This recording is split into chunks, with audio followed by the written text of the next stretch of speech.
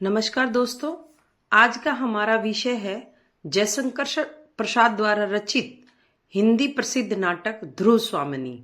यह प्रसाद की अंतिम और श्रेष्ठ नाट्य कृति है। इसका कथानक गुप्त काल से संबंध और शोध द्वारा इतिहास सम्मत है। यह नाटक इतिहास की प्राचीनता में वर्तमान काल की समस्या को प्रस्तुत करता है। प्रसाद ने इतिहास को अपनी नाट्य अभिव्यक्ति का माध्यम बनाकर शाश्वत मानव जीवन का स्वरूप दिखाया है, युग समस्याओं के हल दिए हैं, वर्तमान के धुंधलके में एक ज्योति दी है, राष्ट्रीयता के साथ साथ विश्व प्रेम का संदेश दिया है। सबसे पहले हम इस नाटक का सारांश जानेंगे ताकि हमें ये नाटक समझ में आए और उसके बाद हम इस संपूर्ण नाटक का सस्वर वाचन करेंगे। यह कहानी 3वीं और 4वीं शताब्दी के बीच की है। गुप्त राजवंश में यह प्रथा नहीं थी कि सम्राट के सबसे बड़े बेटे को युवराज या क्राउन प्रिंस का ताज पहनाया जाए। शाही परिवार के राजकुमारों को सम्राट की उपस्थिति में सभा के सामने अपनी पात्रता साबित करनी पड़ती थी।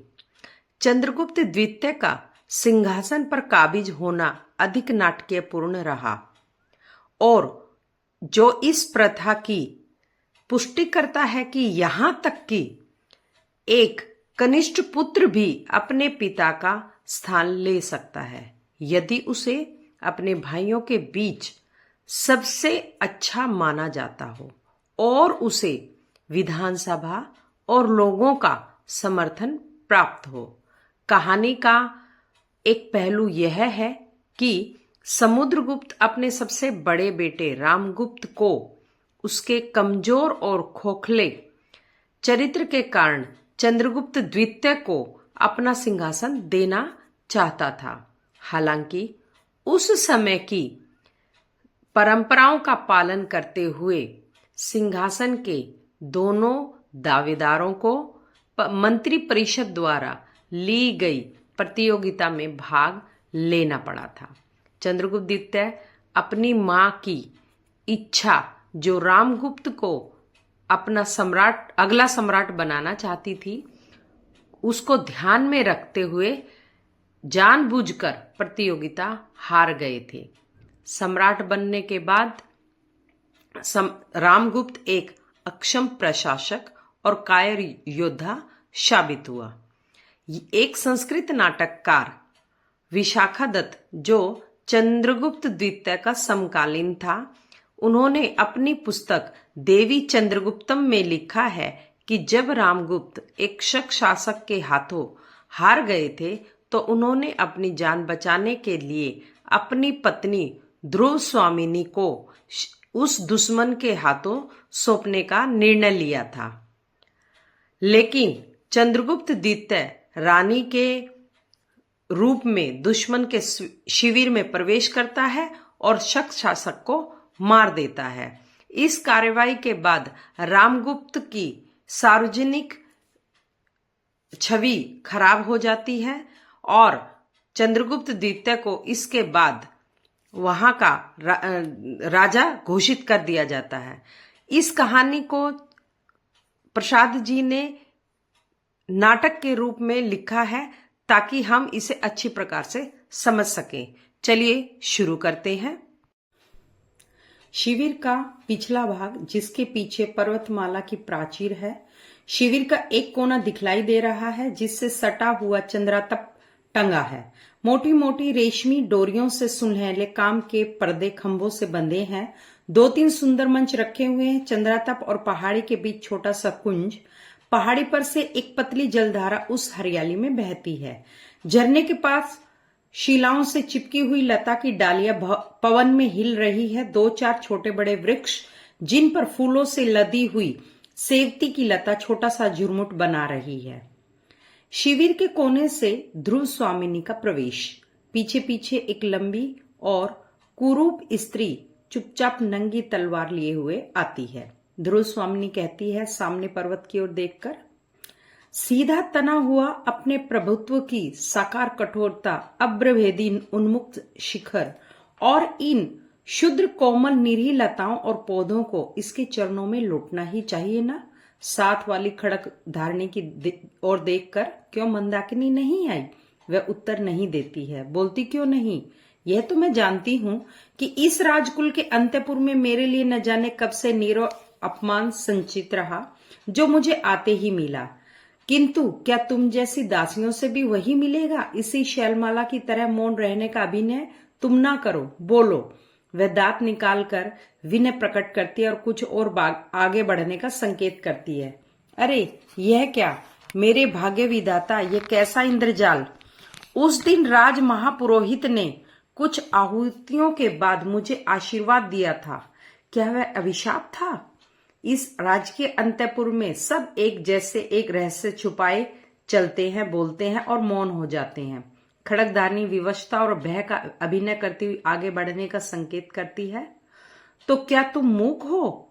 तुम कुछ बोल ना सको, मेरी बातों का उत्तर भी ना दे सको, इसीलिए तुम मेरी सेवा में नियुक्त की गई हो। यह असह्य है। इस राजकुल में एक भी संपूर्ण मनुष्यता का निदर्शन नहीं मिलेगा, जहां क्या जिधर देखो कुबड़े, बोने, हिजड़े, गूंगे और बहरे। चिढ़ती हुई ध्रुव स्वामिनी आगे बढ़कर झरने के किनारे बैठ जाती है। खड़कधारनी भी इधर उधर देखकर ध्रुव स्वामिनी के पैरों के समीप बैठती है। खड़कधारनी कहती है, सशंक चारों ओर देखती हुई देवी, प्रत्येक स्थान और समय बोलने के योग्य नहीं होते। कभी कभी मौन रह जाना बुरी बात नहीं है। मुझे अपनी दासी समझिए। अवरोध के भीतर मैं गूंगी हूं। यहां संदिग्ध न रहने के लिए मुझे ऐसा करना पड़ता है। ध्रुव स्वामिनी कहती है, अरे तो क्या तुम बोलती भी हो? पर यह कहो, यह कपट आचरण किस लिए? खड़कधारनी कहती है, एक पीड़ित की प्रार्थना सुनाने के लिए कुमार चंद्रगुप्त को आप भूल ना गई होंगी। ध्रुव स्वामिनी कहते, उत्कंठा से, वही ना जो मुझे वंदनी बनाने के लिए गए थे। खड़कधारनी कहती है दांतों से जीभ दबाकर, यह आप क्या कह रही हैं? उनको तो स्वयं अपने भीषण भविष्य का पता नहीं, प्रत्येक क्षण उनके प्राणों पर संदेह करता है। उन्होंने पूछा है कि मेरा क्या अपराध है। ध्रुव स्वामिनी कहती है उदासी की मुस्कुराहट के साथ, अपराध में क्या बताऊं? तो क्या कुमार भी बंदी हैं? खड़कधारनी कहती है, कुछ कुछ वैसा ही है देवी। राजा धीराज से कहकर क्या आप उनका कुछ उपकार कर सकेंगी? ध्रुव स्वामिनी कहती है, भला मैं क्या कर सकूंगी? मैं तो अपने ही प्राणों का मूल्य नहीं समझ पाती। मुझ पर राजा का कितना अनुग्रह है यह भी तो मैं न जान सकी। मैंने तो कभी उनका संभाषण सुना ही नहीं। विलासिनियों के साथ मदिरा में उन्मुक्त उन्हें अपने आनंद से अवकाश कहाँ? खड़कधारनी कहती है, तब तो अदृष्ट ही कुमार के जीवन का सहायक होगा। उन्होंने पिता का दिया हुआ स्वतः और राज्य का अधिकार तो छोड़ ही दिया, इसके साथ अपनी एक अमूल्य निधि भी। कहते कहते सहसा रुक जाती है। ध्रुव स्वामिनी कहती है, अपनी अमूल्य निधि? वह क्या? खड़कधारनी कहती है, यह अत्यंत गुप्त बात है देवी, किंतु मैं प्राणों की भीख मांगते हुए कह सकूंगी। ध्रुव स्वामिनी कहती है, कुछ सोचकर, तो जाने दो। छिपी हुई बातों से मैं घबरा उठी हूं। हाँ, मैंने उन्हें देखा था। वह निरभ्र प्राची का बाल अरुण, आह, राजचक्र सबको पीसता है। पिसने दो, हम निसहायकों और दुर्बलों को पिसने दो। खड़कधारनी कहती है, देवी, वह वल्लरी जो झरने के समीप पहाड़ी पर चढ़ गई है, उसकी नन्ही नन्ही पत्तियों को ध्यान से देखने पर आप समझ जाएंगे कि वह किस जाति की है। प्राणों की क्षमता बढ़ा लेने से वह काई जो बिचलन बनकर गिरा सकती थी, अब दूसरों के ऊपर चढ़ने का अवलंबन बन गई है। ध्रुव स्वामिनी बोलती है आकाश की ओर देखकर, वह बहुत दूर की बात है। आह, कितनी कठोरता है। मनुष्य के हृदय में देवता को हटाकर राक्षस कहां से घुस जाता है।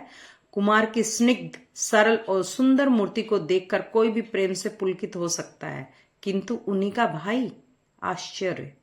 खड़कधारनी कहती, कुमार को इतने में ही संतोष होगा कि उन्हें कोई विश्वासपूर्ण स्मरण कर लेता है।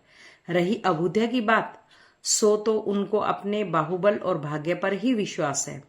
ध्रुव स्वामिनी कहती है, किंतु उन्हें कोई ऐसा साहस का काम न करना चाहिए जिसमें उनकी परिस्थिति और भी भयानक हो जाए। खड़कधारनी खड़ी होती है, अच्छा तो अब तू जा और अपने मौन के संकेत से किसी दासी को यहाँ भेज दे, मैं भी यहाँ बैठना चाहती हूँ। खड़कधारनी नमस्कार करके चली जाती है और एक दासी का प्रवेश। दासी हाथ जोड़कर, देवी सायंकाल हो चुका है, वनस्पतियां शिथिल होने लगी हैं। देखिए ना, व्योम विहारी पक्षियों का झुंड भी अपने नीड़ों में प्रसन्न कोलाहल से लौट रहा है। क्या भीतर चलने की अभी इच्छा नहीं है? ध्रुव स्वामिनी, चलूंगी क्यों नहीं, किंतु मेरा नीड़ कहाँ? यह तो स्वर्ण पिंजर है। करुण भाव से उठकर दासी के कंधे पर हाथ रखकर चलने को उद्यत होती है। नेपथ्य में कोलाहल। महादेवी कहाँ है? उन्हें कौन बुलाने गई है? ध्रुव स्वामिनी कहती है, हैं यह उतावली कैसी? प्रतिहारी प्रवेश करके घबराहट से, भट्टारक इधर आए हैं क्या? ध्रुव स्वामिनी कहती है व्यंग्य से मुस्कुराते हुए, मेरे अंचल में तो छिपे नहीं है, देखो किसी कुंज में ढूंढो। प्रतिहारी सभ्रम से, अरे महादेवी क्षमा कीजिए, युद्ध संबंधी एक आवश्यक संवाद देने के लिए महाराज को खोजती हुई मैं इधर आ गई हूँ। ध्रुव स्वामिनी, होंगे कहीं, यहां तो नहीं है। उदास भाव से दासी के साथ ध्रुव स्वामिनी का प्रस्थान। दूसरी ओर से खड़गधारनी का पुनः प्रवेश और कुंज में से अपना उत्तरीय संभालता रामगुप्त निकलकर एक बार प्रतिहारी की ओर और फिर खड़गधारनी की ओर देखता है। प्रतिहारी कहता है, जय हो देव, एक चिंताजनक समाचार निवेदन करने के लिए अमात्य ने मुझे भेजा है। रामगुप्त कहता है झुंझलाकर, चिंता करते करते देखता हूं कि मुझे मर जाना पड़ेगा। ठहरो। खड़गधारनी से, हाँ जी, तुमने अपना काम तो अच्छा किया, किंतु मैं समझ ना सका कि चंद्रगुप्त को वह अब भी प्यार करती है या नहीं। खड़गधारनी प्रतिहारी की ओर देखकर चुप हो जाती है। रामगुप्त कहता है प्रतिहारी की ओर क्रोध से देखता हुआ, तुमसे मैंने कह दिया ना कि अभी मुझे अवकाश नहीं, ठहर कर आना। प्रतिहारी कहती है, महाराज धीराज, शकों ने किसी पहाड़ी राह से उतरकर नीचे का गिरिपथ रोक लिया है। हम लोगों के शिविर का संबंध राजपथ से छूट गया है। शकों ने दोनों ही ओर से घेर लिया है। रामगुप्त कहता है, दोनों ओर से घिरा रहने में शिविर और भी सुरक्षित है, मूर्ख। चुप रह। खड़गधारनी से, तो ध्रुव देवी, क्या मन ही मन चंद्रगुप्त को है न मेरा संदेश ठीक?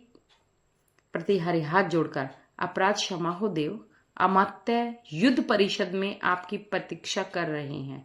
रामगुप्त हृदय पे हाथ रखकर, युद्ध तो यहां भी चल रहा है, देखती नहीं जगत की अनुपम सुंदरी मुझसे स्नेह नहीं करती और मैं इस देश का महाराज धीराज। प्रतिहारी, महाराज, शकराज का संदेश लेकर एक दूत भी आया है। रामगुप्त, आह, किंतु ध्रुव देवी, उसके मन में टीस है कुछ सोचकर। जो स्त्री दूसरे के शासन में रहकर और पुरुष प्रेम किसी अन्य पुरुष से करती है, उसमें एक गंभीर और व्यापक रस उद्वेलित रहता होगा। वही तो नहीं जो चंद्रगुप्त से प्रेम करेगी वह स्त्री न जाने कब चोट कर बैठे, भीतर भीतर न जाने कितने कुचक्र घूमने लगेंगे। खड़गधारनी से, सुना ना, ध्रुवदेव से कह देना चाहिए कि वह मुझे और मुझे ही प्यार करे, केवल महादेवी बन जाना ठीक नहीं। खड़गधारनी का प्रतिहारी के साथ प्रस्थान और शिखर स्वामी का प्रवेश। शिखर स्वामी कहते हैं, कुछ आवश्यक बातें कहनी है देव। रामगुप्त कहता है चिंता से उंगली हिलाते हुए, जैसे अपने आप से बातें कर रहा हो। ध्रुवदेव को लेकर क्या साम्राज्य से भी हाथ धोना पड़ेगा? नहीं तो फिर कुछ सोचने लगता है। ठीक तो सहसा मेरे राजदंड ग्रहण कर लेने से पुरोहित, अमात्य, सेनापति लोग छिपा हुआ विद्रोह भाव रखते हैं। शिखर से, है ना, केवल एक तुम ही मेरे विश्वास पात्र हो, समझा ना, यही गिरिपथ सब झगड़ों का अंतिम निर्णय करेगा। क्यों अमात्य?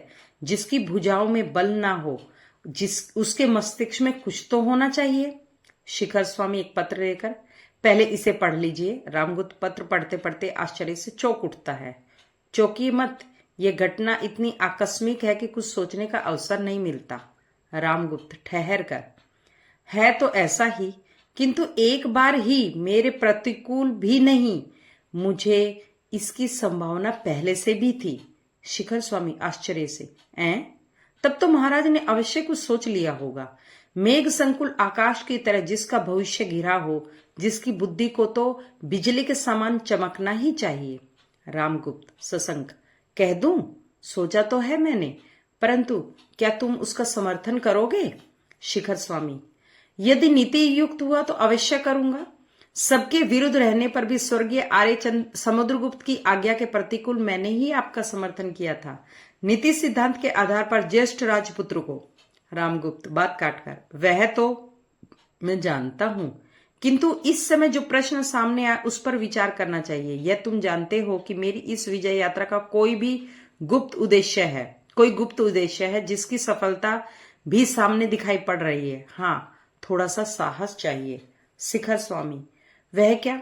रामगुप्त, शकदूत संधि के लिए जो प्रमाण चाहता हो उसे अस्वीकार न करना चाहिए। ऐसा करने से इस संकट के बहाने जितनी विरोधी प्रकृति है उस सब को हम लोग सहज ही हटा सकेंगे। शिखर स्वामी, भविष्य के लिए चाहे अच्छा हो, किंतु इस समय तो हमको बहुत से विघ्नों का सामना करना पड़ेगा। रामगुप्त हंसकर, तुम्हारी बुद्धि कब काम आवेगी? और हाँ, चंद्रगुप्त के मनोभाव का कुछ पता लगा? शिखर स्वामी, कोई नई बात तो नहीं। रामगुप्त, मैं देखता हूं कि मुझे पहले अपने अंतःपुर के ही विद्रोह का दमन करना होगा। निश्वास लेकर ध्रुव देवी के हृदय में चंद्रगुप्त की आकांक्षा धीरे धीरे जाग रही है। शिखर स्वामी, यह असंभव नहीं, किंतु महाराज इस समय आपको तो साक्षात करके उपस्थित होकर राजनीति पर ध्यान देना चाहिए। यह एक विचित्र बात है कि प्रबल पक्ष संधि के लिए संदेश भेजे। रामगुप्त, विचित्र हो या सचित्र अमात्य, तुम्हारी राजनीतिज्ञता इसी में है। भीतर और बाहर सब शत्रु एक चाल में परास्त हों तो चलो। दोनों का प्रस्थान। मंदाकिनी का सशंक भाव से प्रवेश। मंदाकिनी कहती है चारों ओर देखकर, भयानक समस्या है। मूर्खों ने स्वार्थ के लिए साम्राज्य के गौरव का सर्वनाश करने का निश्चय कर लिया है। सच है, वीरता जब भागती है तब उसके पैरों से राजनीतिक छल छंद की धूल उड़ती है। कुछ सोचकर कुमार चंद्रगुप्त को यह सब समाचार शीघ्र ही मिलना चाहिए। गूंगी के अभिनय में महादेवी के हृदय का आवरण तनिक सा हटा है, किंतु वह थोड़ा सा स्निग्ध भाव भी कुमार के लिए कम महत्व नहीं रखता। कुमार चंद्रगुप्त कितना समर्पण भाव है उनमें। और उसका बड़ा भाई रामगुप्त, कपटाचारी रामगुप्त, जी करता है इस कुलुषित वातावरण से कहीं दूर विस्मृत में अपने को छुपा लूं। पर मंदा, तुझे विधाता ने क्यों बनाया? सोचने लगती है। नहीं, मुझे हृदय कठोर करके अपना कर्तव्य करने के लिए यहाँ रुकना होगा। न्याय का दुर्बल पक्ष का ग्रहण करना होगा। गाती है, यह कसक अरे आंसू सहजा, बनकर विनम्र अभिमान मुझे, मेरा अस्तित्व बता रह जा, बन प्रेम छलक कोने कोने, अपनी नीरव गाथा कह जा, करुणा बन दुखिया वसुधा पर, शीतलता फैलाता बह जा। जाती है। ध्रुव स्वामिनी का उदास भाव से धीरे धीरे प्रवेश। पीछे एक परिचारिका पान का डिब्बा और दूसरी चमर लिए आती है। ध्रुव स्वामिनी एक मेज पर बैठकर अक्षरों पर उंगली रखकर कुछ सोचने लगती है और चमरश धारणी चमर चलाने लगती है। ध्रुव स्वामिनी कहती है दूसरी परिचारिका से, हाँ, क्या कहा? शिखर स्वामी कुछ कहना चाहते हैं?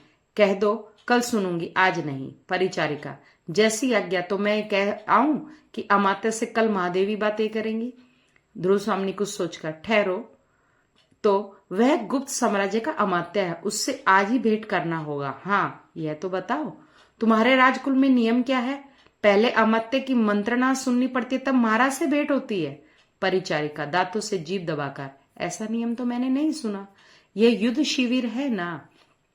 परम भट्टारक को अवसर ना मिला होगा महादेवी, आपको संदेह न करना चाहिए। ध्रुव स्वामिनी कहती है, मैं महादेवी ही हूं ना। यदि यह सत्य है तो क्या तुम मेरी आज्ञा से कुमार चंद्रगुप्त को यहाँ बुला सकती हो? मैं चाहती हूं कि अमात्य के साथ कुमार से भी कुछ बातें कर लूं। परिचारिका, क्षमा कीजिए, इसके लिए तो पहले अमात्य से पूछना होगा। ध्रुव स्वामिनी क्रोध से उसकी ओर देखने लगती है और वह पान का डिब्बा रखकर चली जाती है। एक बोने का कुबड़े और हिजड़े के साथ प्रवेश। कुबड़ा कहता है, युद्ध, भयानक युद्ध। बोना कहता है, हो रहा है कि कहीं होगा मित्र? हिजड़ा कहता है, बहनों, यही युद्ध करके दिखाओ ना, महादेवी भी देख ले। बोना कहता कुबड़े से, सुनता है रे, तू अपना हिमाचल इधर कर दे, मैं दिग्विजय करने के लिए कुबेर पर चढ़ाई करूंगा। उसकी कुबड़ को दबाता है और कुबड़ा अपने घुटनों और हाथों के बल पर बैठ जाता है। हिजड़ा कुबड़े की पीठ पर बैठता है। बोना एक मोरछल लेकर तलवार की तरह उसे घुमाने लगता है। हिजड़ा कहता है, अरे यह तो मैं हूं, नल कुबड़ की वधू, दिग्विजय वीर। क्या तुम स्त्री से युद्ध करोगे? लौट जाओ, कल आना। मेरे ससुर और आर्यपुत्र दोनों ही उर्वशी और रंभा के अभिसार से अभी नहीं आए। कुछ आज ही तो युद्ध करने का शुभ मुहूर्त नहीं है?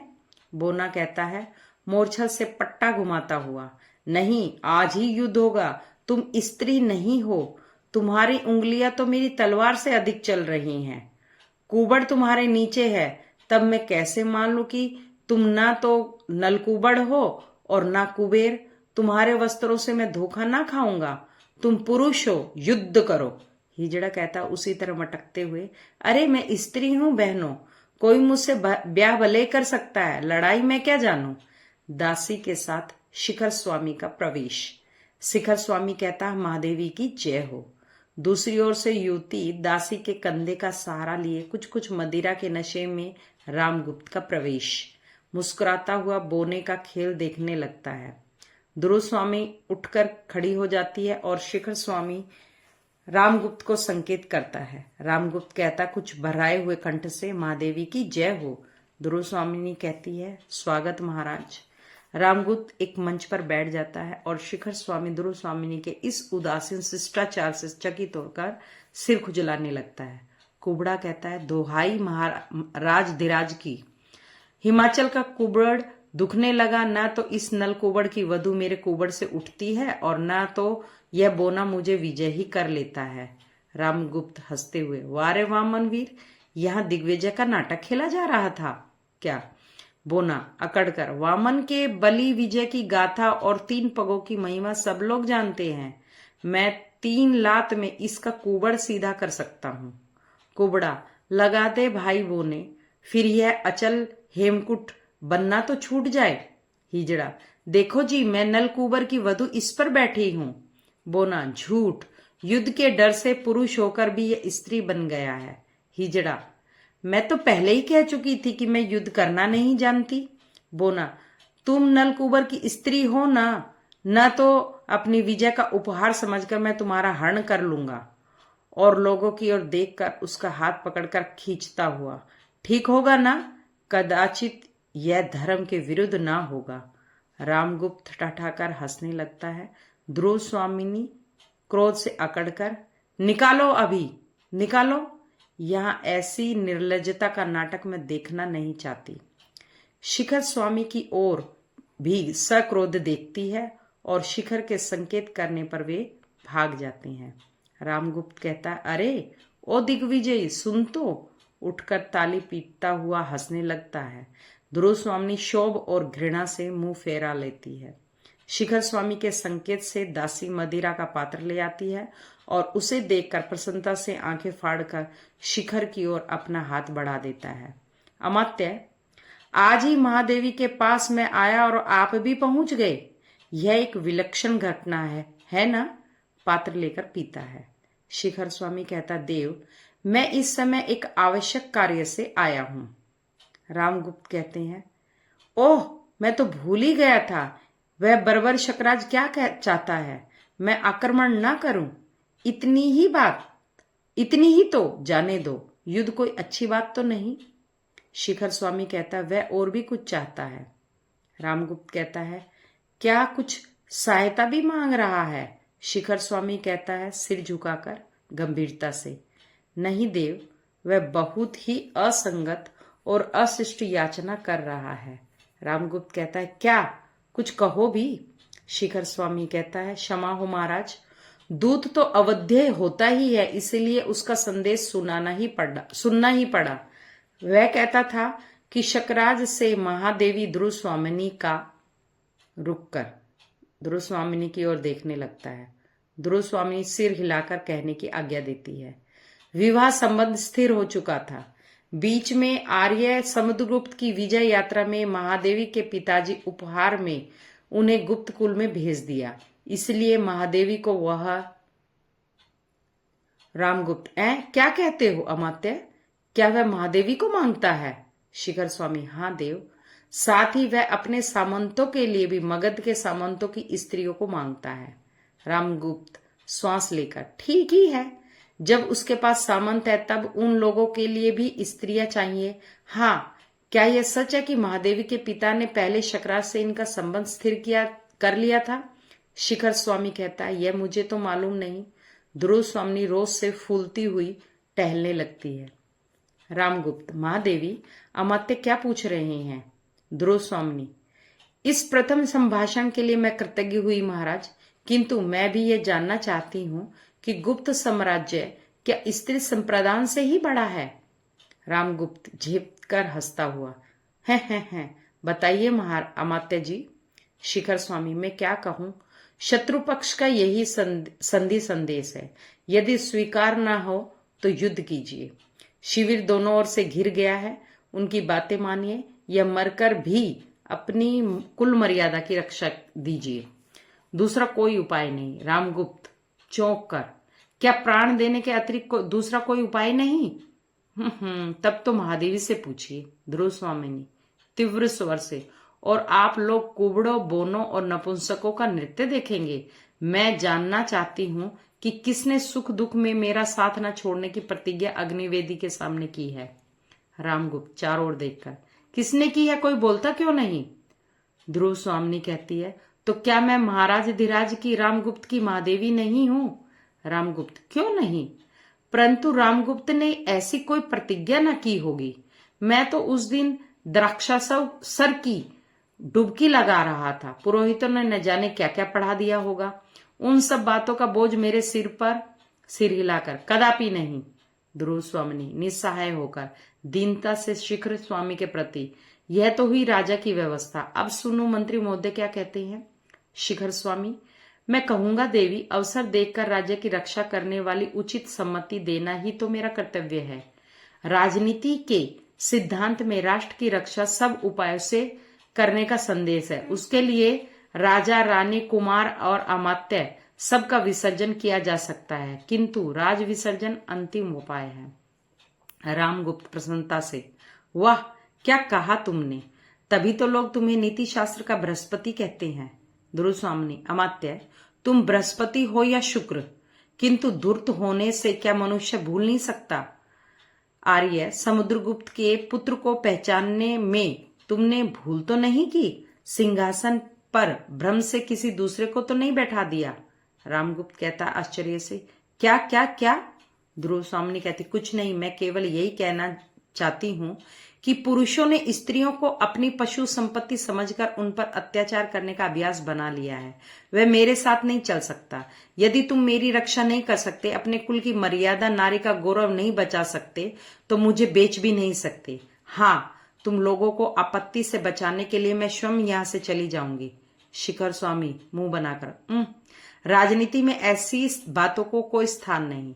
जब तक नियमों के अनुकूल संधि का पूर्ण रूप से पालन न किया जाए, तब तक संधि का कोई अर्थ ही नहीं।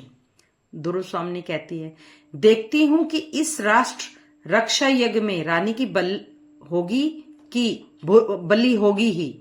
शिखर स्वामी, दूसरा कोई उपाय नहीं। ध्रुव स्वामिनी कहती है क्रोध से पैर पटक कर, उपाय नहीं तो ना हो, निर्लज अमात्य, फिर ऐसा प्रस्ताव मैं सुनना नहीं चाहती। रामगुप्त चौंक कर, इस छोटी सी बात के लिए इतना बड़ा उपद्रव? दासी की ओर देखकर, मेरा तो कंठ सूखने लगा। वह मदिरा देती है। ध्रुव स्वामी दृढ़ता से, अच्छा, तो अब मैं चाहती हूं कि अमात्य अपने मंत्रणा गृह में चले जाए। मैं केवल रानी ही नहीं, किंतु स्त्री भी हूं। मुझे अपने को पति कहलाने पुरुष से कुछ कहना है, राजा से नहीं। शिखर स्वामी का दासियों के साथ प्रस्थान। रामगुप्त कहता है, ठहरो जी, मैं भी चलता हूं, उठना चाहता है। ध्रुव स्वामी ने उसका हाथ पकड़कर रोक लेती है। तुम मुझसे क्या कहना चाहती हो? ध्रुव स्वामी ठहर कर, अकेले यहां भय लगता है क्या? बैठिए, सुनिए। मेरे पिता ने उपहार स्वरूप कन्यादान किया था, किंतु गुप्त सम्राट क्या अपनी पत्नी शत्रु को उपहार में देंगे? घुटने के बल बैठकर, देखिए, मेरी ओर देखिए, मेरा स्त्री तो क्या इतने का भी अधिकारी नहीं कि अपने को स्वामी समझने वाला पुरुष उसके लिए प्राणों का पण लगा सके? रामगुप्त उसे देखता हुआ, तुम सुंदर हो, ओह कितनी सुंदर। किंतु सोने की कटार पर मुग्ध होकर उसे कोई अपने हृदय की में डुबा नहीं सकता। तुम्हारी सुंदरता, तुम्हारा नारीत्व अमूल्य हो सकता है, फिर भी अपने लिए मैं स्वयं कितना आवश्यक हूं, कदाचित तुम यह नहीं जानती हो। ध्रुव स्वामिनी कहती है उसके पैरों को पकड़ के, मैं गुप्त कुल की वधू होकर इस राज परिवार में आई हूं, इसी विश्वास पर। रामगुप्त कहता उसे रोककर, वह सब मैं सुनना नहीं चाहता। ध्रुव स्वामिनी कहती, मेरी रक्षा करो, मेरे और अपने गौरव की रक्षा करो। राजा, आज मैं शरण की प्रार्थिनी हूं। मैं स्वीकार करती हूं कि आज तक मैं तुम्हारे विलास की सहचरी नहीं हुई, किंतु वह मेरा अहंकार चूर्ण हो गया। मैं तुम्हारी होकर रहूंगी। राज्य और संपत्ति रहने पर राजा को, पुरुष को बहुत सी रानियां और स्त्रियां मिलती है, किंतु व्यक्ति का मान नष्ट होने पर वह फिर नहीं मिलता। रामगुप्त घबराकर उसका हाथ हटाता हुआ, ओह तुम्हारा ये घातक स्पर्श बहुत ही उत्तेजनापूर्ण है। मैं नहीं, तुम मेरी रानी नहीं। नहीं नहीं, जाओ, तुमको जाना पड़ेगा। तुम उपहार की वस्तु हो। आज मैं तुम्हें किसी और को देना चाहता हूं, इसमें तुम्हें क्यों आपत्ति हो? ध्रुव स्वामिनी खड़ी होकर रोष से, निर्लज मदप कलीब, ओह तो मेरा कोई रक्षक नहीं। ठहर कर, नहीं, मैं अपनी रक्षा स्वयं करूंगी। मैं उपहार में देने की वस्तु शीतल मणि नहीं हूं। मुझ में रक्त की तरल लालिमा है, मेरा हृदय उष्ण है और उसमें आत्मसम्मान की ज्योति है। उसकी रक्षा मैं ही करूंगी। रचना से कृपाण निकाल लेती है। रामगुप्त भयभीत होकर पीछे हटता, ओ तो क्या तुम मेरी हत्या करोगी? ध्रुव स्वामिनी कहती है, तुम्हारी हत्या नहीं, तुम जियो भेड़ की तरह तुम्हारा शुद्र जीवन। उसे ना लूंगी, मैं अपना ही जीवन समाप्त करूंगी। रामगुप्त कहता है, किंतु तुम्हारे मर जाने पर उस बर्बर शकराज के पास किसको भेजा जाएगा? नहीं नहीं, ऐसा नहीं करो। हत्या हत्या, दौड़ो दौड़ो। भागता हुआ निकल जाता है। दूसरी ओर से वेग सहित चंद्रगुप्त का प्रवेश। चंद्रगुप्त, हत्या? कैसी हत्या? ध्रुव स्वामिनी को देखकर, यह क्या महादेवी, ठहरिए। ध्रुव स्वामिनी कहती, कुमार, इसी समय तुम्हें भी आना था। सैकरुण देखती हुई, मैं प्रार्थना करती हूं कि तुम यहां से चले जाओ। मुझे अपने अपमान में निर्वसन नग्न देखने का किसी पुरुष को अधिकार नहीं। मुझे मृत्यु की चादर से अपने को ढक लेने दो। चंद्रगुप्त कहता, किंतु क्या कारण है? सुनने का मैं अधिकारी भी नहीं हूं। ध्रुव स्वामिनी कहती, सुनोगे? ठहर कर सोचती हुई, नहीं, अभी आत्महत्या नहीं करूंगी। जब तुम आ ही गए हो तो थोड़ा ठहरूंगी। ये तीखी छुरी इस अतृप्त हृदय में, विकास उन्मुख कुसुम में विषैले कीट के डंक की तरह चुभा दूं या नहीं पर विचार करूंगी। यदि नहीं तो मेरी दुर्दशा का पुरस्कार क्या कुछ और है? हाँ, जीवन के लिए कृतज्ञ, उपकृत और आभारी होकर किसी के अभिमानपूर्ण आत्मविज्ञापन का भार ढोती रहूं। यही क्या विधाता का निष्ठुर विधान है? छुटकारा नहीं। जीवन नीति के कठोर आदेश पर चलेगा ही, तो क्या यह मेरा जीवन भी अपना नहीं है?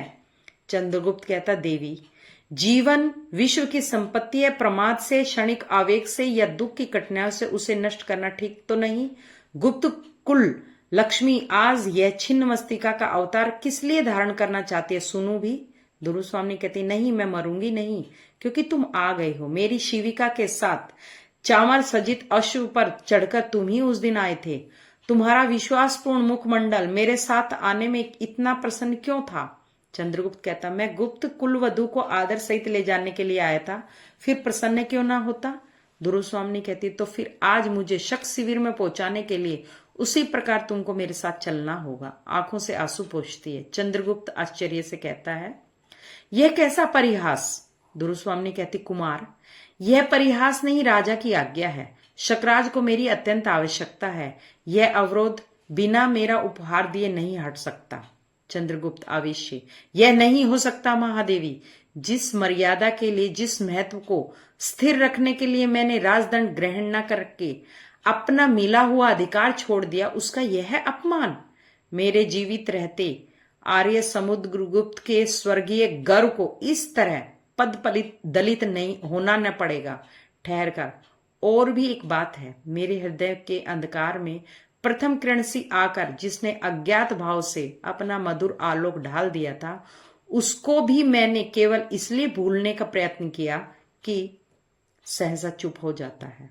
ध्रुव स्वामी कहती, आंख बंद किए हुए कौतूहल भरी प्रसन्नता से, हाँ हाँ कहो कहो। शिखर स्वामी के साथ रामगुप्त का प्रवेश। रामगुप्त, देखो तो कुमार, यह भी कोई बात है? आत्महत्या कितना बड़ा अपराध है। चंद्रगुप्त, और आपसे तो वह भी करते नहीं बनता। रामगुप्त कहता शिखर स्वामी से, देखो कुमार के मन में कितना कलुष, कितना कितना भयानक है। शिखर स्वामी, कुमार, विनय गुप्त कुल का सर्वोत्तम गृह विधान है, उसे ना भूलना चाहिए। चंद्रगुप्त व्यंग्य से हंसकर, अमात्य, तभी तो तुमने ये व्यवस्था की कि महादेवी को देकर भी संधि की जाए। क्यों? यही तो विनय की पराकाष्ठा है। ऐसा विनय प्रवंजकों का आवरण है जिसमें शील ना हो और शील परस्पर सम्मान की घोषणा करता है।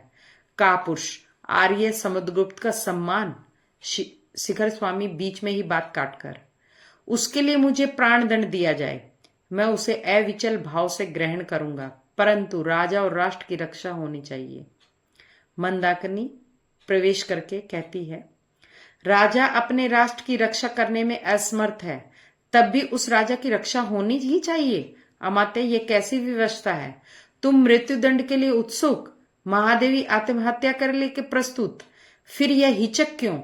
एक बार अंतिम बल से परीक्षा कर देखो, बचोगे तो राष्ट्र और सम्मान भी बचेगा, नहीं तो सर्वनाश। चंद्रगुप्त कहता, आ मंदा, भला तू कहां से यह उल्लास भरी बात कहने के लिए आ गई? ठीक तो है अमात्य, सुनो यह स्त्री क्या कह रही है। रामगुप्त कहता है अपने हाथों को मसलते हुए, दुर्भिसंधि छल, मेरे प्राण लेने का कौशल। चंद्रगुप्त कहता, तब आओ हम लोग स्त्री बन जाएं और बैठकर रोएं। हिजड़ा प्रवेश करके, कुमार, स्त्री बनना सहज नहीं है, कुछ दिनों तक मुझसे सीखना होगा। सबका मुंह देखता है और शिखर स्वामी के मुंह पर हाथ फेरता है। ओह, तुम नहीं बन सकते, तुम्हारा ऊपर बहुत बड़ा कठोर आवरण है। कुमार के समीप जाकर, कुमार, मैं शपथ खाकर कह सकती हूँ कि यदि मैं तुम अपने हाथों से सजा दूं तो आपको देखकर महादेवी को भ्रम हो जाए। चंद्रगुप्त का उसका कान पकड़कर बाहर कर देता है। ध्रुव स्वामी कहते हैं, उसे छोड़ दो कुमार, यहां पर एक वही नपुंसक तो नहीं है, बहुत से लोगों में किस किस को निकालोगे। चंद्रगुप्त उसे छोड़कर चिंतित सा टहलने लगता और शिखर स्वामी रामगुप्त के कानों में कुछ कहता है। चंद्रगुप्त कहता सहसा खड़े होकर, अमात्य, तो तुम्हारी ही बात रही। हाँ, उसमें तुम्हारे सहयोगी हिजड़े की भी सम्मति मुझे अच्छी लगी। मैं ध्रुव स्वामी बनकर अन्य सामंत कुमारों के साथ शकराज के पास जाऊंगा। अगर सफल हुआ तब तो कोई बात नहीं, अन्यथा मेरी मृत्यु के बाद तुम लोग जैसा उचित समझना वैसा करना। ध्रुव स्वामी कहती है चंद्रगुप्त को भुजाओं में पकड़ के, नहीं, मैं तुमको जाने न दूंगी। मेरे शुद्र दुर्बल नारी जीवन का सम्मान बचाने के लिए इतने बड़े बलिदान की आवश्यकता नहीं। रामगुप्त आश्चर्य और क्रोध से, छोड़ो छोड़ो, ये कैसा अनर्थ, सबके सामने ये कैसी निर्लज्जता। ध्रुव स्वामी कहती है चंद्रगुप्त को छोड़ती है और जैसे चैतन्य होकर, यह पाप है जो मेरे लिए अपनी बलि दे सकता हो, जो मेरे स्नेह ठहर कर, अथवा इससे क्या शकराज क्या मुझे देवी बनाकर भक्तिभाव से मेरी पूजा करेगा? वाह रे लज्जाशील पुरुष। शिखर स्वामी फिर रामगुप्त के कानों में कुछ कहता है। रामगुप्त स्वीकार सूचक सिर हिलाता है। शिखर स्वामी, राजधिराज आज्ञा दीजिए, यही एक उपाय है जिसे कुमार बता रहे हैं, किंतु राजनीति की दृष्टि से महादेवी का भी वहां जाना आवश्यक है। चंद्रगुप्त क्रोध से, क्यों आवश्यक है? यदि उन्हें जाना ही पड़ा तो फिर मेरे जाने से क्या लाभ, तब मैं न जाऊंगा। रामगुप्त, नहीं, यह मेरी आज्ञा है, सामंत कुमारों के साथ जाने के लिए प्रस्तुत हो जाओ। ध्रुव स्वामी कहती है, तो कुमार, हम लोगों का चलना निश्चित ही है, अब इसमें विलंब की आवश्यकता नहीं। चंद्रगुप्त का प्रस्थान। ध्रुव स्वामिनी मंच पर बैठकर रोने लगती है। रामगुप्त कहते, ये कैसा अभिनय, मुझे तो पहले से ही शंका थी और आज तो तुमने मेरी आंखें खोल दी। ध्रुव स्वामी, अनार्य निष्ठुर, मुझे कलंक कालिमा के कारागार में बंद कर मरमाके के धुएं से दम घोट कर मार डालने की आशा ना करो। आज मेरी असहायता मुझे अमृत पिलाकर मेरा निर्लज जीवन बढ़ाने के लिए तत्पर है। उठकर हाथ से निकल जाने का संकेत करते हुए, जाओ, मैं एकांत चाहती हूँ। शिखर स्वामी के साथ रामगुप्त का प्रस्थान।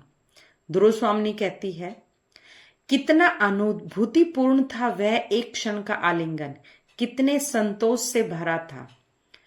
नीति ने अज्ञात भाव से मानो लू से तपी हुई वसुधा को क्षितिज के निर्जन में सायकालीन शीतल आकाश से मिला दिया हो।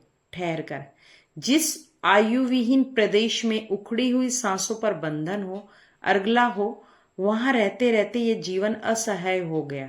तो भी मरूंगी नहीं, संसार के कुछ दिन विधाता के विधान में अपने लिए सुरक्षित करा लूंगी। कुमार, तुमने वही किया जिसे मैं बचाती रही। तुम्हारे उपकार और स्नेह की वर्षा से मैं भीगी जा रही हूं। ओह, हृदय पर उंगली रखकर, इस वक्षस्थल में दो हृदय है क्या? अब अंतरंग हाँ करना चाहता है जब ऊपरी मन ना क्यों कह देता है। चंद्रगुप्त प्रवेश करके, महादेवी, हम लोग प्रस्तुत हैं, किंतु ध्रुव स्वामी के साथ शक शिविर में जाने के लिए हम लोग सहमत नहीं। ध्रुव स्वामिनी कहती हंसकर, राजा की आज्ञा मान लेना ही पर्याप्त नहीं, रानी की भी एक बात न मानोगे?